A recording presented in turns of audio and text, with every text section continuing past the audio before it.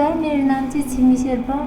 म चाहिँ विगत 2 वर्षदेखि बोन म्यारो ट्युमरबाट पीडित थिएँ। अनि त्यसपछि मैले धेरै हस्पिटलहरू धाएँ होइन। मैले काठमाडौँमा त सायद सबै हस्पिटलमा नि आधी हस्पिटल धाइसकेको थिएँ म होइन। अनि त्यसपछि मैले जब म ट्रमा सेन्टरमा पुगेँ, मैले त्यहाँ डाक्टर जेनितलाई भेटेँ होइन। अनि जब डाक्टर जेनितले चाहिँ भन्नुभयो, उहाँले चाहिँ नेपाल क्यान्सर हस्पिटलमा जानु भन्नुभयो।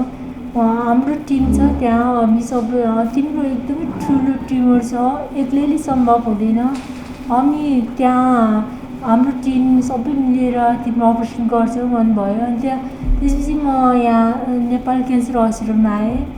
त्यसपछि यहाँ आइसकेपछि मेरो अपरेसन भयो होइन। अनि डाक्टर जेनित र डाक्टर ऋषिको टिम गरी जब म 15 जना डाक्टरले मेरो अपरेसन गर्नुभएको थियो। मेरो के अरे ट्युमर चाहिँ एकदमै ठुलो थियो होइन। त्यसपछि मेरो अपरेसन नि सक्सेस भयो। अहिले त म हिँड्न सक्ने भएको छु। पहिले चाहिँ म हिँड्न एकदमै गाह्रो हुन्थ्यो, एकदमै सास बढ्ने, अनि पेट एकदमै फुलेर एकदमै गाह्रो हुन्थ्यो, मलाई सुत्न गाह्रो हुन्थ्यो एकदमै। अहिले चाहिँ साहस भएको छु। म चाहिँ सम्पूर्ण डक्टरहरू, डाक्टर जेनित सिंह र डाक्टर ऋषिको टिमलाई चाहिँ म हार्दिक आभार व्यक्त गर्न चाहन्छु। अहिले चाहिँ म एकदमै खुसी छु, उहाँहरूप्रति आभारी छु होइन। पहिला चाहिँ अब अरू हस्पिटलमा जाँदाखेरि चाहिँ एउटा हस्पिटलमा जाँदाखेरि अर्को हस्पिटलमा रिफर गर्ने होइन, फेरि अर्को हस्पिटलमा जाँदाखेरि त्यो हस्पिटलमा जानु भनेर रिफर गर्ने खालको थियो डक्टरहरूले। यस्तो ट्युमर त हामीले अहिलेसम्म देखाएको छैन, अहिलेसम्म गराएको छैन भन्नुहुन्थ्यो कि अरू डक्टरहरू, अरू हस्पिटलको डक्टरहरूले। अनि यहाँ मैले जब म ट्रमा सेन्टरमा गएपछि डाक्टर जेनितलाई भेटेँ होइन। उहाँले चाहिँ मलाई धेरै हौसला आँट दिनुभयो कि। अनि त्यसपछि म उहाँकै कारणले नेपाल क्यान्सर हस्पिटलमा आएँ अनि अपरेसन नै सक्सेस भयो। अहिले त राम्रो भएको छु। नमस्कार, म डाक्टर ऋषिराम पौडेल, हार्ट जोर्नी तथा मांसपेशी क्यान्सर रोग विशेषज्ञ, नेपाल क्यान्सर हस्पिटलबाट बोल्दैछु। आज हामी हाम्रो बहिनी एकजना, उसको बारेमा, उसको सर्जरी के भएको थियो उसको बारेमा हामी सल्लाह गर्दै थियौँ।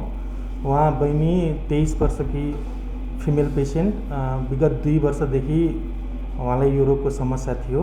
इनिसियल जुन डायग्नोसिस हुन्छ, हामीले टुक्राको जाँच बाहिर अर्कै अस्पतालबाट भएर उहाँको डायग्नोसिस चाहिँ giant cell tumour of bone भनेर आएको थियो। उहाँको यो ट्युमर चाहिँ पछाडि हाम्रो पेल्भिसको र पछाडिपट्टिको हड्डी स्याक्रमबाट आएको थियो र सुरु 2 वर्ष अगाडिदेखि नै विभिन्न डाक्टर साहबहरूले अन्यान्य अस्पतालहरूमा यो चाहिँ अपरेसन गर्न सम्भव छैन भन्ने निचोड निकालेर उहाँलाई चाहिँ दबाईहरूमा चाहिँ राख्नु भएको थियो र उहाँ चाहिँ यो बिमारीको लागि केही दबाईमा चाहिँ हुनुहुन्थ्यो, तर दबाईले चाहिँ खासै काम गरेको जस्तो चाहिँ देखिँदैन थियो। उहाँ हामीसँग जहिले आउनुभयो, उहाँ एकदम धेरै ठुलो स्वेलिङ थियो पेटमा, एब्डोमेनमा, र सिटी स्क्यान गरेर हेर्दाखेरि उहाँ त्यो स्वेलिङ चाहिँ पछाडिको हड्डीबाट आएर पुरै उसको पेट पुरै त्यो स्वेलिङले गर्दा भरिसकेको थियो र भित्रका इम्पोर्टेन्ट स्ट्रक्चरहरू जुन हुन्छन्, खुट्टालाई रगत दिने आर्ट्री भेन, हामीले जुन स्ट्रक्चर्सहरू हुन्छौँ त्यो पनि ट्युमरको थ्रुबाट गइरहेको थियो। अनि बिरामीको कन्डिसन त्यति राम्रो थिएन, उसलाई हिँड्न डुल्न बस्न खान गर्दाखेरि चाहिँ एकदम गाह्रो थियो र फेरि उहाँको उमेर पनि जम्मा 23 वर्ष। फेरि यो बिमारीलाई दबाईले काम नगरेपछि सर्जरीभन्दा अर्को विकल्प पनि खासै हुँदैन।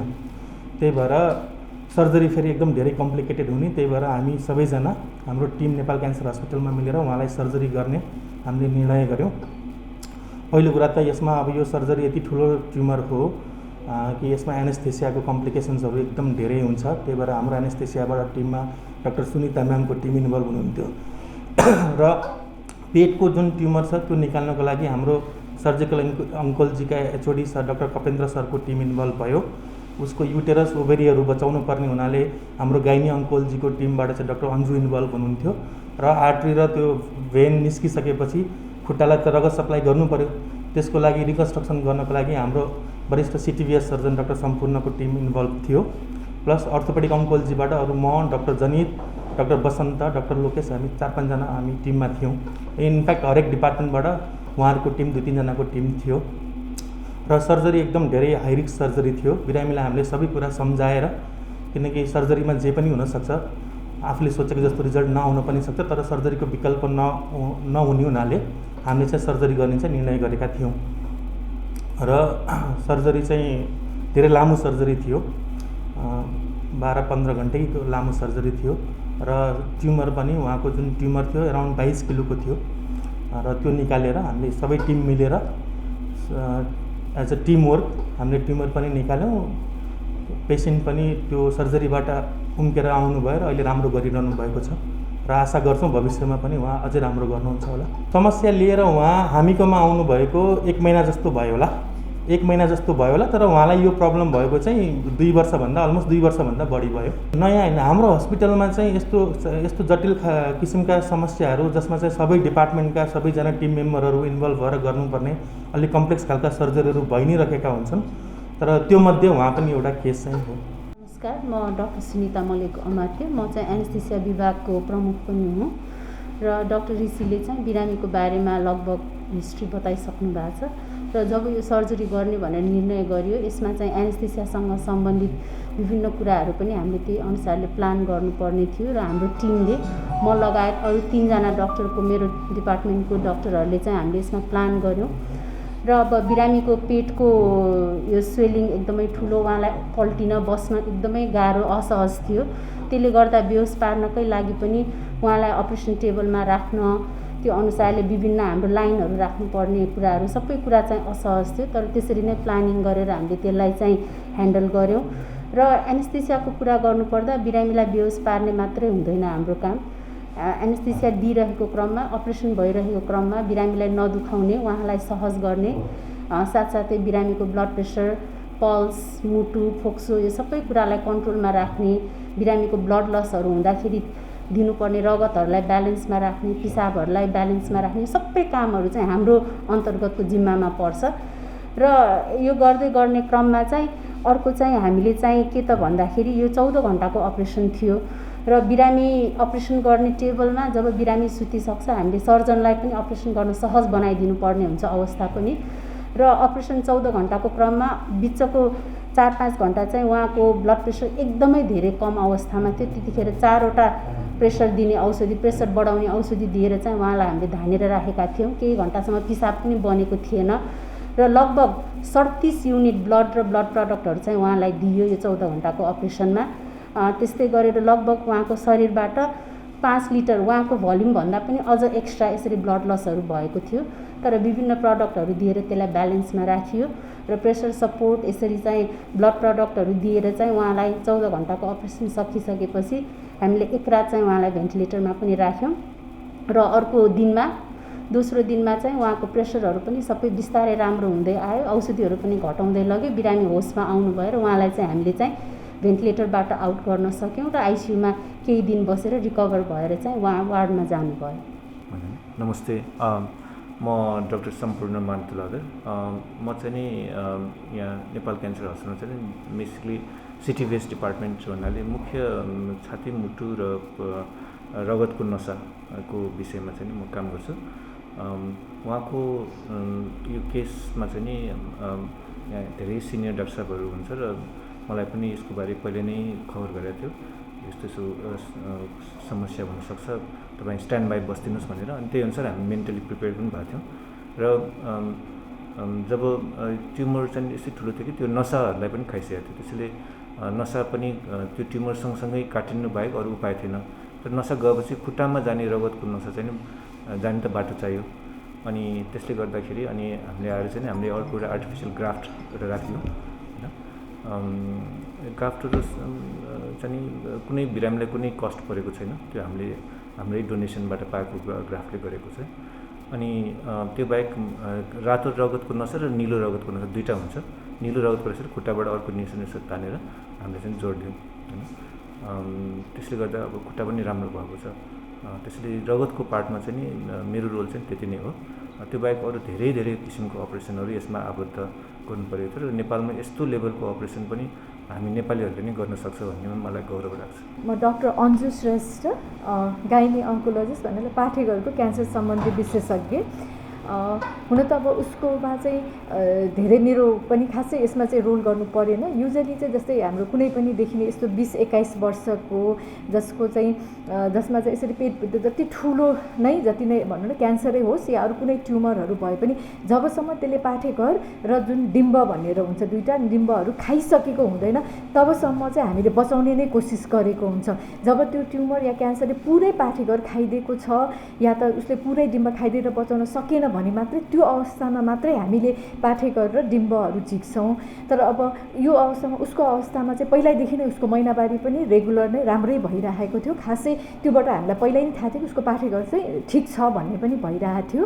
र युजली यस्तो केसेसहरूमा जति सक्छ कमसेकम एउटा डिम्ब र एउटा पाठेघर चाहिँ युजली जतिसुकै ठुलो ट्युमर र पेटमा भए पनि यदि सक्छ भने चाहिँ हामी बचाउँछौँ ताकि उसको पछि फ्युचर फर्टिलिटी प्रिजर्भेसन भनिन्छ यस्तोकोमा चाहिँ यो यस्तो खालको सर्जरीहरू गर्दा चाहिँ। नमस्ते, मेरो नाम डाक्टर कपेन्द्र शेखर अमात्य। म चाहिँ हाम्रो नेपाल क्यान्सर हस्पिटलको सर्जरी प्रमुख हुँ।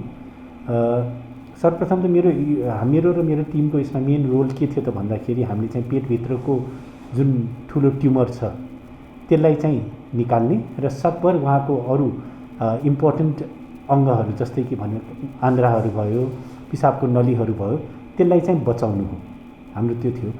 र यो हाम्रो सबै एउटा टिमवर्कले गर्दाखेरि चाहिँ यो सम्भव भयो। निकाल्न गाह्रो थियो, गाह्रो अपरेसन छ, त्यो सबैले थाहै भएको कुरा हो।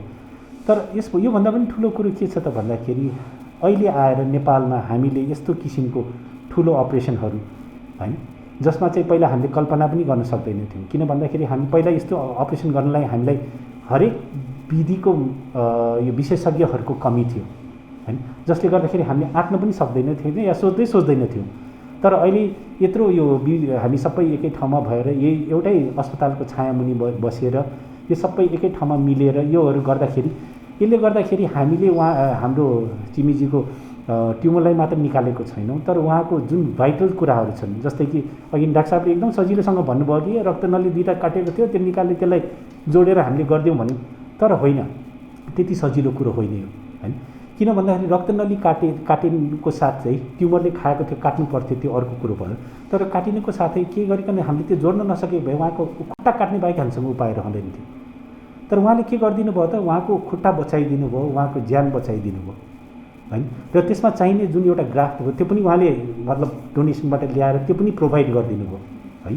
त्यसको साथसाथै भनौँ न डाक्टर साहबले हाम्रो के भन्छ एनेस्थेसियाको डाक्टर साहबले भन्नुभयो यति पोका रगत दिने भन्यो। तर त्यो बेलामा उहाँको 14-15 घन्टाको अपरेसनको बेलामा हरेक उहाँको भाइटल्सहरूलाई भनौँ न उहाँको प्रेसरहरूलाई यसलाई कसरी मिलाएर राख्ने के गर्ने यो भनेको ठुलो च्यालेन्ज हो। उहाँको टिमले धेरै ठुलो मिहिनेत गरेर गर्नुभएको छ है। अब डाक्टर ऋषिले भन्नुभयो यो यत्रो छ तर यस्तै सजिलैसँग कति न अहिले कुरा सुन्दाखेरि एकदम सजिलो जस्तो सुनिरहेको छ, तर त्यस्तो सजिलो केही होइन हैन। उहाँको निकाल्नलाई जुन परिकल्पना गर्नुभयो हैन, हामीले सक्छौँ। हाम्रो नेपालमा पनि एउटा अस्पतालमा सबैजना सँगै मिलेर यसरी काम गरेर अगाडि गर्न सक्छौँ भने त्यो परिकल्पना गर्नु पनि धेरै ठुलो कुरा हो है। त्यसको साथसाथै यहाँ हाम्रो डाक्टर साहबले भन्नुभयो कि त्यो पाठेघर बचाउन सकिन्थ्यो, बचायो भनेर भन्नु। तर त्यो बचाउँदाखेरि त्यसको रक्तनलीहरूलाई कसरी बचाउने हैन, भविष्यमा गएर उहाँलाई हैन के गरी बिहा गरे बच्चाहरू पाउँदाखेरि को लागि कसरी त्यसलाई प्रिजर्भ गर्ने यो कुराहरू हामीले उहाँको ट्युमरलाई मात्र निकालेको छैनौँ हैन, तर उहाँको लाइफलाई, उहाँको स्त्रीत्वलाई, उहाँको खुट्टालाई सबैलाई बचाएर यो गरेको छौँ। त्यसरी सबभन्दा मेन उदाहरण सबभन्दा ठुलो के भन्दाखेरि यो एउटा नेपालमा पनि हामी सबै सँगै मिलेर एउटै अस्पतालको मा बसेर हामीले मेहनत गरेर गऱ्यौँ भने हामीले पनि धेरै ठुलो राम्रो अपरेसनहरू गर्न सक्छौँ, जसको उदाहरण हामीले चाहिँ यो देखाउन खोजेको है। अब यसमा हाम्रो सबै गर्दाखेरि लगभग हामी 15 जना डक्टरहरूको टिम छ यसमा हैन। 15 जना अर्थोपेडिकको 4-5 जना हुनुहुन्थ्यो हैन, एनेस्थेसियाको 2-3 जना हुनुहुन्छन् हैन, हाम्रो सर्जरीको हामी 3-4 जना छौँ हैन। त्यसको साथसाथै हाम्रो भास्कुलर सर्जरीमा जस्तै डाक्टर सम्पूर्ण हुनुहुन्छ, सायद उहाँ नहुनु भए पनि हामीले यो परिकल्पना पनि गर्न सक्दैनथ्यौँ होला हैन। यहाँ हाम्रो डाक्टर जनितहरू हुनुहुन्छ, उहाँहरूको टिम छ हैन। त्यसैले एउटा ठुलो टिममा सबैजना सबै सँगै काम गरेर मात्र यो सम्भव हुन सकेको हो।